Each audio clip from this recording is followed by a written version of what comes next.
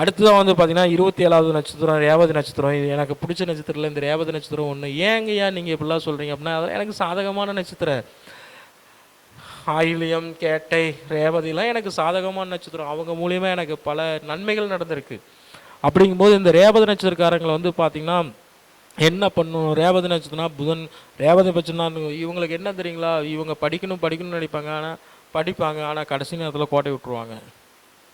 இவங்க எல்லாத்துலேயும் அறிவாக இருக்கிறேன் புத்திசாலியாக இருக்கிறேன்னு பார்ப்பாங்க, கடைசியாக ஏமாந்துருவாங்க. இவங்க ஒரு ரூபானாலும் கணக்கை போட்டு செய்வாங்க, கடைசியாக வந்து பார்த்திங்கன்னா காசை காணா செலவாயிடுச்சுன்றுவாங்க. இந்த ரேவதி நட்சத்திரக்காரங்களுக்கு எல்லாமே ஃபஸ்ட்டு ஸ்டாப்பில் பார்த்திங்கன்னா பயங்கர புத்திசாலி, எல்லா அறிவு திறனும் எல்லா நகை நட்டு பணங்காசு எல்லாமே வச்சுருக்கம்பாங்க. கடைசியாக பார்த்தா என்னையா இருக்குன்னா ஒன்றும் இல்லை, கடன் தாங்க இருக்குது, குடும்பத்தில் தாங்க பிரச்சனை அப்படிம்பாங்க. இதுக்கு எல்லாமே என்ன பண்ணணும்னா சரஸ்வதி தேவியை வழிபாடு பண்ணணும், சரஸ்வதி தேவிக்கு உண்டான ஸ்லோகங்கள் சொல்லணும். இந்த ரேவதி நட்சத்திரத்தில் படித்த பெண் குழந்தையாக இருந்தாலும் சரி ஆண் குழந்தையாக இருந்தாலும் சரி சரஸ்வதி தாயாரை வழிபாடு பண்ணுங்கள், சரஸ்வதி தாயாருடைய ஸ்லோகங்கள் சொல்லுங்கள்.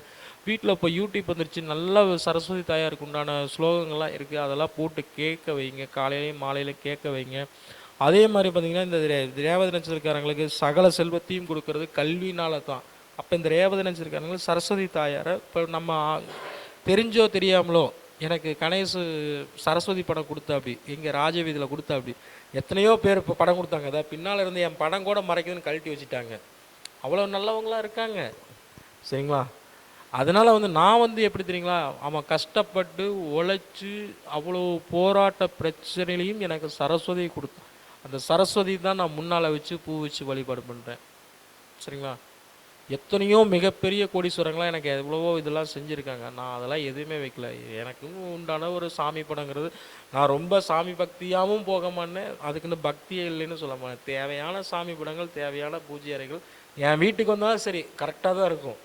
ரொம்ப ஆகா ஓஹோலாம் சாமி படம் வச்சுக்கிட்டு ரொம்ப இதாகவும் போக மாட்டேன், அதுக்குன்னு நான் இல்லவே இல்லை. கரெக்டாக அதாவது ஒரு ஆஃபீஸ்னால் ஆஃபீஸ்க்கு என்ன இருக்கணும், வீடுனா வீட்டில் என்ன இருக்கணும், நமக்கு இஷ்ட தெய்வங்கள் எது அப்படிங்கிறத வச்சுக்கணும். அப்போ இந்த ரேவதி நட்சத்திரக்காரங்க சரஸ்வதி தாயாரை வழிபாடு செய்வது சிறப்பு. அடுத்தது வந்து பார்த்திங்கன்னா இந்த ரேவதி நட்சத்திரக்காரங்களுக்கு சாதகமான தெய்வம் திருப்பதி ஏழுமலை வெங்கடாஜலபதி. அப்போ இந்த ரேவதி நட்சத்திரக்காரங்கள் ரேவதி நட்சத்திரம் எதை செஞ்சாலும் உங்கள் நட்சத்திரத்தன்னைக்கு செய்யுங்கய்யா. ரேவதி நட்சத்திரத்தன்னைக்கு சரஸ்வதி தாயாரை வழிபாடு பண்ணுங்க, திருப்பதி போயிட்டு வாங்க, உங்களுக்கு நல்லதே நடக்கும். திருப்பதி போயிட்டு வரும்போது இந்த ரேவதி நட்சத்திரம் கட்டாயம் திரும்ப முனை இருக்கும்.